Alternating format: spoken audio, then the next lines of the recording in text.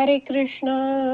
श्रीमद भगवद्गीता जशी आहे तशी, अध्याय 12. अध्यायाचं नाव आहे भक्ती योग. 15वा श्लोक वाचायला सुरू करत आहोत.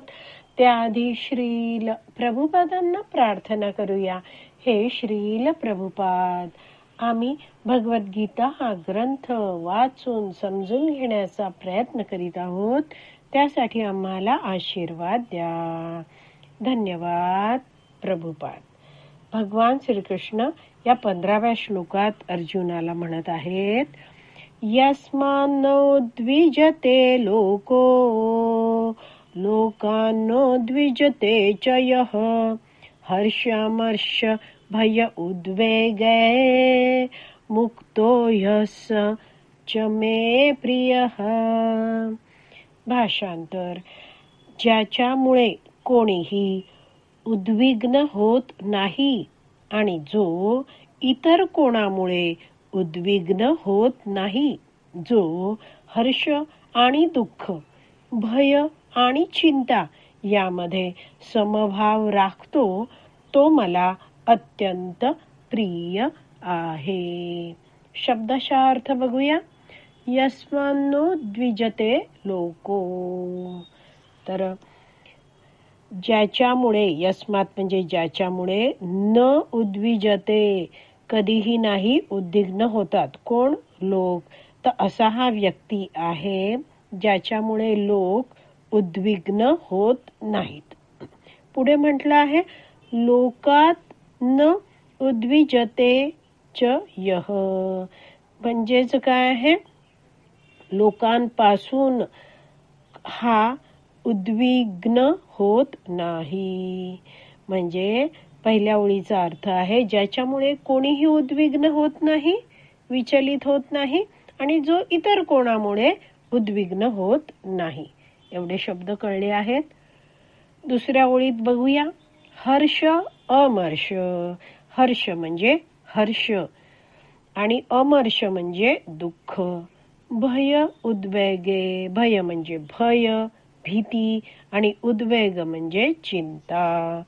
तर ह्यांमध्ये हा व्यक्ती आहे तो मुक्त आहे. म्हणजेच तो हर्ष आणि दुःख, भय आणि चिंता या सगळ्यामध्ये समभाव ठेवतो.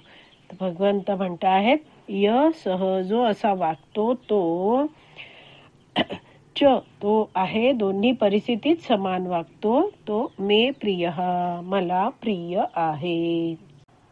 14, 15, 16 हे श्लोक जर आपण लक्षपूर्वक बघितले तर त्याच्या शेवटी भगवंत म्हणत आहेत, सच मे प्रिय, तर असा हा भक्त आहे तो मला अत्यंत प्रिय आहे. तर भगवान श्रीकृष्णाने अर्जुनाला या 12व्या अध्यायात 13व्या श्लोकापासून शुद्ध भक्ताच्या गुणांचं वर्णन करायला सुरुवात केली. आपण हा 15वा श्लोक आहे, त्याचे शब्दशः अर्थ बघितले आहेत. आणखी नीटपणे जाणून घेऊया.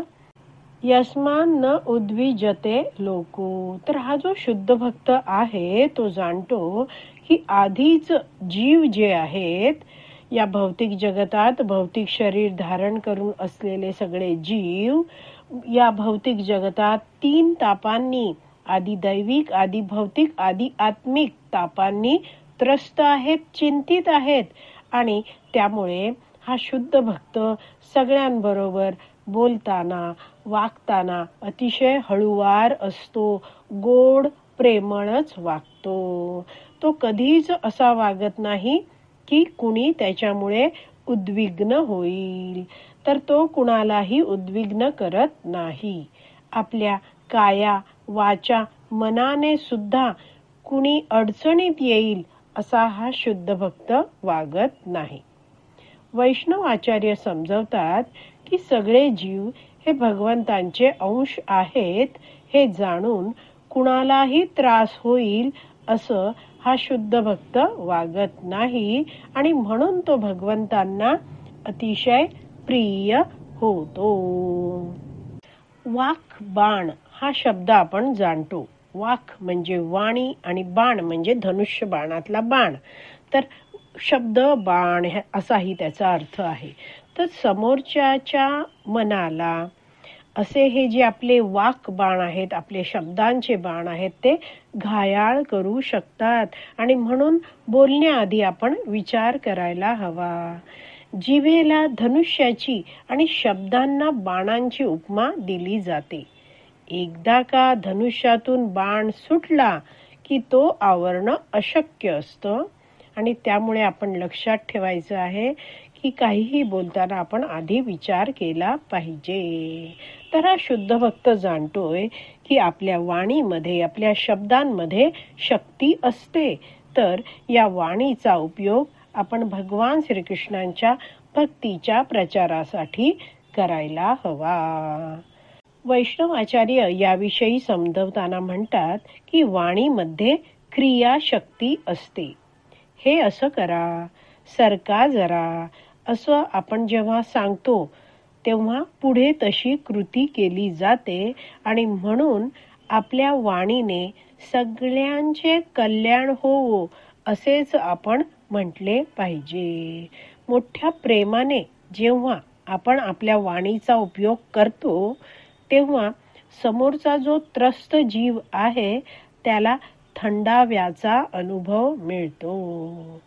तर यासाठी वैष्णवाचार्य समजवतात की मला एकदा 70 वर्षाच्या आजी भेटल्या. तर त्या मला सांगत होत्या की अहो, माझं लग्न झालं आणि दुसऱ्या दिवशी सासरी मला शिरा बनवायला सांगितला.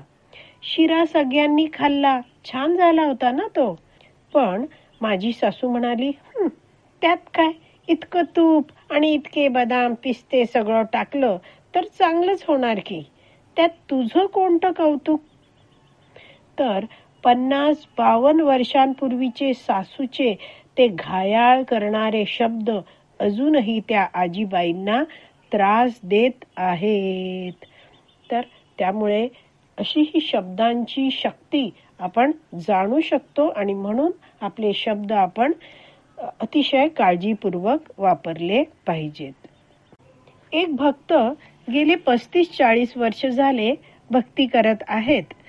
आणि ते म्हणाले की मला एक जण भेटले आणि तेव्हा माझ्या लक्षात आलं की साधारण 30 वर्षापूर्वी हेच गृहस्थ मला मंदिरात दिसायचे. तेव्हा ते नेहमी मंदिरात यायचे. मी लगेचच पुढे गेलो आणि त्यांच्याशी बोललो, चौकशी केली. तेव्हा तो व्यक्ती म्हणाला की हो, 30 वर्षापूर्वी या मंदिरात मी यायचो, मी तुम्हालाही बघायचो. पण एका भक्ताने माझा अपमान केला, मला तो वाईट बोलला आणि मला खूप वाईट वाटलं. माझ्या मनाला ते सहन झालं नाही आणि म्हणून मी 30 वर्षापूर्वीच या मंदिरात येणं सोडून दिलं. कृष्ण भक्ती मी करत होतो, मी नामजप सुद्धा करत होतो. पण मला इतकं वाईट वाटलं की ते सुद्धा मी भक्ती करणं, भगवंतांची सेवा करणं सगळं सोडून दिलं. तर अशा प्रकारे आपले हे जे शब्द आहेत ते समोरच्यावर किती परिणाम करू शकतात याची आपण ही 2 उदाहरणं बघितली आहेत. तर शब्दांच्या शक्तीबद्दल बरंच काही बोललं जाऊ शकतं, पण आज आपली विराम द्यायची वेळ झाली आहे. आज आपण इथेच विराम देऊया. श्रीमद भगवत गीता की जय. श्रील प्रभुपाद की जय. हरी बोल.